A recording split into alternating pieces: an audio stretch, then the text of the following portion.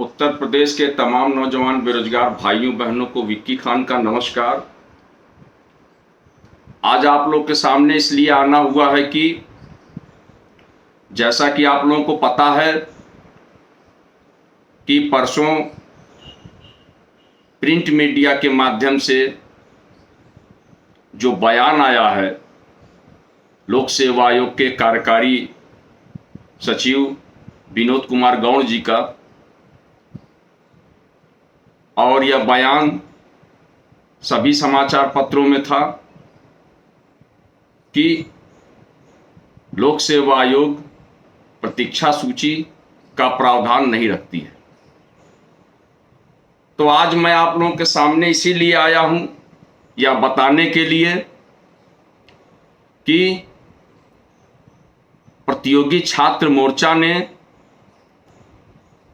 अपने प्रयासों से, अपनी मेहनत से LTGIC 2018 के रिजल्ट को लोक सेवा आयोग के जबड़े से निकाला था। यह आप लोगों को अच्छे से पता है कि हम लोगों ने 52 धरना दिया। उस समय के लोक सेवा आयोग के अध्यक्ष प्रभात कुमार जी का भी कहना था कि हम LTGIC का रिजल्ट नहीं देंगे, इसमें तमाम एलिगेशन लगे हुए हैं, प्रथम दृष्टया तो इसको रद्द कर देना चाहिए। लेकिन यकीन जानिए, हम लोगों ने अपनी मेहनत से, अपनी ताकत से LTGIC 2018 का रिजल्ट लोक सेवा आयोग के जबड़े से खींचा और आज लगभग 10,000 बेरोजगारों को नौकरी मिली है और वो अपनी जिंदगी को अच्छे से और खुशी खुशी जीने की कोशिश कर रहे हैं। पिछले कई बार से लगातार हम लोग लोक सेवा आयोग से द्वितीय सूची की मांग कर रहे हैं और नए विज्ञापन की मांग कर रहे हैं, क्योंकि 2018 में LTGIC का नया विज्ञापन आया था और 2023 हो गया, 5 सालों में अभी तक LTGIC का विज्ञापन नहीं आया है। पिछले जब हम लोग लोक सेवा आयोग पर धरना दे रहे थे, जबकि हमारी मुलाकात किसी से नहीं हुई, क्योंकि CMS का इंटरव्यू चल रहा था, फिर भी समाचार पत्रों में कार्यकारी अध्यक्ष विनोद कुमार, कार्यकारी सचिव, क्षमा चाहूंगा, कार्यकारी सचिव लोक सेवा आयोग विनोद कुमार गौड़ जी ने समाचार पत्रों में यह बयान दिया कि लोक सेवा आयोग के पास प्रतीक्षा सूची निकाले जाने को लेकर कोई प्रावधान नहीं है। तो मैं यह बताना चाहता हूं विनोद कुमार गौड़ जी को भी कि जब हम लोगों ने आपके अध्यक्ष प्रभात कुमार जी से LTGIC का रिजल्ट ले लिया, तो यह द्वितीय सूची कौन सी बड़ी बात है। और आपने 7 विषयों की द्वितीय सूची निकाली है, बचे हुए 8 विषय, जैसा कि 15 विषयों की परीक्षा लोक सेवा आयोग ने कराई थी, तो उन 8 विषयों की द्वितीय सूची आपको निकालना ही पड़ेगा। जैसे हम लोगों ने 15 विषयों का रिजल्ट लिया था, उसी तरीके से इन 8 विषयों की द्वितीय सूची भी लोक सेवा आयोग के जबड़े से ले लेंगे, ये यकीन है हमें। और कार्यकारी सचिव साहब को बताना चाहूंगा कि नियम और कानून की बात ना करें। हम लोगों का पूरा फोकस जो रहता है वो नियमों और कानून के तहत ही अपने कार्य को अंजाम देने का रहता है।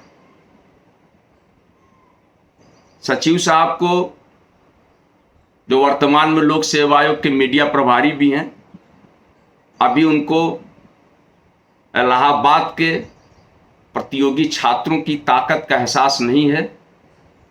अगर आप 7 विषयों का द्वितीय सूची नहीं दिए होते और नियमों और कानूनों का हवाला देते तो समझ में आता। लेकिन जब आपने 7 विषयों की द्वितीय सूची जारी कर दी है तो 8 विषयों की द्वितीय सूची भी आपको जारी करनी पड़ेगी, हर हाल में, हर कीमत पर। और जितना लोक सेवा आयोग दूर भागने की कोशिश कर रहा है द्वितीय सूची जारी करने को लेकर, हम पीछा छोड़ने वालों में से नहीं हैं। हम नया विज्ञापन भी लेंगे आपसे और LTGIC 2018 की द्वितीय सूची भी लेंगे। आपका यह दिया हुआ बयान आने वाले समय में आप स्वयं देखिएगा कि बेमानी साबित होगी और आपको यानी कि लोक सेवा आयोग को 8 विषयों की द्वितीय सूची जारी करनी पड़ेगी। और इसी उद्देश्य को ध्यान में रखते हुए प्रतियोगी छात्र मोर्चा ने यह निर्णय लिया है कि 1 अप्रैल को लोक सेवा आयोग पर 11 बजे एक बड़ा कार्यक्रम किया जाएगा, धरना प्रदर्शन का, जिसमें हमारी मांग होगी कि लोक सेवा आयोग नए विज्ञापन को जारी करे और 2018 की द्वितीय सूची को भी जारी करे। इसके लिए मेरे उत्तर प्रदेश के नौजवान बेरोजगार भाइयों, आप लोगों का सहयोग चाहिए मुझे। आप लोग अधिक से अधिक संख्या में लोक सेवा आयोग पर 1 अप्रैल को 11 बजे तक पहुंचने की कोशिश करिए। हमारा यह सिलसिला शुरू हुआ है द्वितीय सूची जारी कराने को लेकर, नए विज्ञापन को जारी कराने को लेकर। यह जब तक मुकम्मल नहीं होगा हम पीछे हटने वालों में से नहीं है। हमारा यह प्रयास लगातार जारी रहेगा और ऐसे बयान पेपरों में बहुत सारे आते रहते हैं। इस बयान की मैं निंदा भी करता हूं,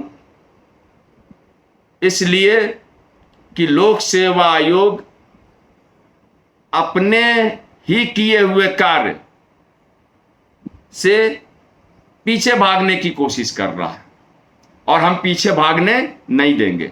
हमने भी फैसला कर लिया है, आपको नया विज्ञापन LTGIC का, GIC प्रवक्ता का, LTGIC का 2018 की द्वितीय सूची, इन सभी को जारी करनी पड़ेगी। आपको बेरोजगारों के हित को ध्यान में रखते हुए यह कार्य सुगमतापूर्वक करना पड़ेगा। मेरे उत्तर प्रदेश के नौजवान बेरोजगार भाइयों बहनों, 1 अप्रैल को 11 बजे लोक सेवा आयोग पर अधिक से अधिक संख्या में आइए। इस बार 2 टूक बात होगी विनोद कुमार गौड़ जी से भी, क्योंकि वर्तमान में जो लोक सेवा आयोग के सचिव हैं आलोक कुमार जी, वो लगभग 5-6 महीनों से मेडिकल पर हैं, इसलिए उनका कार्यभार विनोद कुमार गौड़ जी देख रहे हैं और उन्हीं का यह बयान आया था। और यकीन जानिए कि वही द्वितीय सूची भी जारी करेंगे, विश्वास है हमें। आने वाले समय में आप लोग देखिएगा। दूसरी बात यह बताना चाहूंगा कि अध्याचन का पोर्टल खोलने को लेकर जो माध्यमिक शिक्षा सेवा चयन बोर्ड पर हम लोगों ने 16 दिनों का धरना दिया था जबरदस्त तरीके से, उसमें तमाम भाइयों और बहनों का सहयोग रहा है। उन सभी का मैं तहे दिल से शुक्रिया अदा करता हूं कि आप लोग आए, जिसकी वजह से हम लोगों ने एक संदेश उत्तर प्रदेश के माननीय मुख्यमंत्री जी तक पहुंचाने का काम किया। और यह मामला उत्तर प्रदेश सरकार के यहाँ विचाराधीन है। नए शिक्षा सेवा चयन आयोग के गठन को लेकर, जैसा कि उत्तर प्रदेश की सरकार कवायद कर रही है, थोड़ा सा पेचीदगी भरी है। कुछ बातें होती हैं जो आपको बताई जाती हैं, कुछ ऐसी बातें होती हैं जो कि हम नहीं बता सकते सोशल मीडिया पे। इसलिए कुछ हम तक रहने दीजिए, कुछ आप जानिए, लेकिन यकीन जानिए और यकीन रखिए, विश्वास बनाए रखिए प्रतियोगी छात्र मोर्चा पर। हमने हमेशा निस्वार्थ भाव से आप लोगों की सेवा करने की कोशिश की है और लगातार कर रहा हूं। चाहे इसके पहले के सभी विज्ञापन माध्यमिक शिक्षा सेवा चयन बोर्ड का 2011 का हो, 2010 का हो, 2013 का हो, 2016 का हो या 2021 का हो, इन सभी विज्ञापनों को अमली जामा पहनाने के लिए प्रतियोगी छात्र मोर्चा ने लगातार प्रयास किया और उसमें सफलता भी अर्जित की। अब 2022 का 4163 पदों का विज्ञापन, जो कि बहुत कम था, जिसको लेकर हम लोगों ने धरना दिया। जैसा कि आप लोगों को पता है कि विधानसभा में तारांकित प्रश्नों के उत्तर में माध्यमिक शिक्षा मंत्री माननीय गुलाबो देवी जी ने लिखित में उत्तर दिया कि लगभग 16,000 पद टीजीटी में और प्रवक्ता में 2,000 से ज़्यादा पद खाली हैं, रिक्त हैं।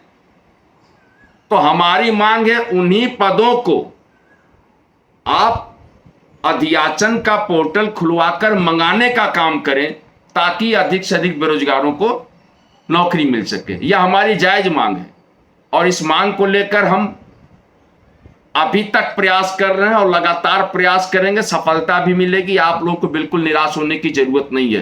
अप्रैल माह में, जैसा कि मैं बता दूं कि शासन ने इसमें डीजी विजय किरण आनंद जी को वार्ता के लिए नियुक्त किया हुआ है।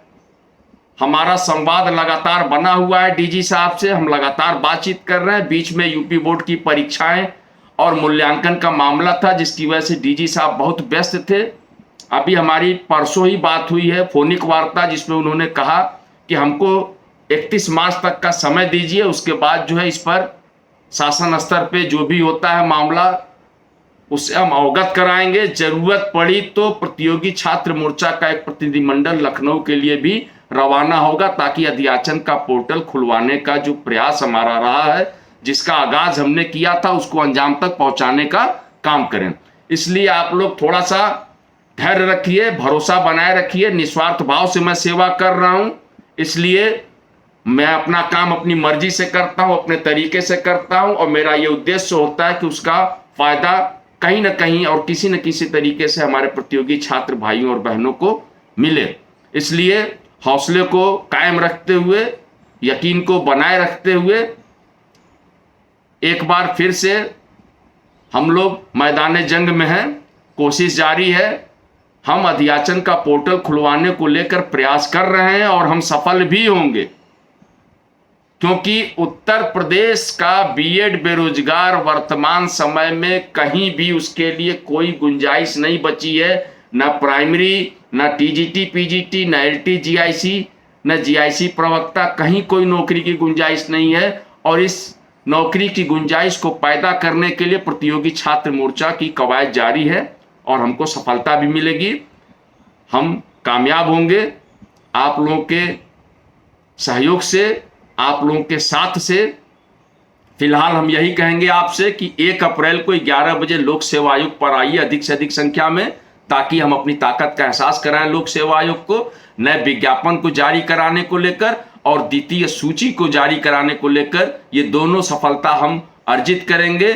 माध्यमिक शिक्षा सेवा चयन बोर्ड से हम अध्याचन का पोर्टल खुलवाने की भी सफलता अर्जित करेंगे। भरोसा रखिए, हिम्मत को बनाए रखिए और 1 अप्रैल को 11 बजे लोक सेवा आयोग पर आने के लिए पूरी कोशिश करिए। आपको आना ही पड़ेगा। बहुत बहुत धन्यवाद। मैं विक्की खान, प्रदेश अध्यक्ष प्रतियोगी छात्र मोर्चा।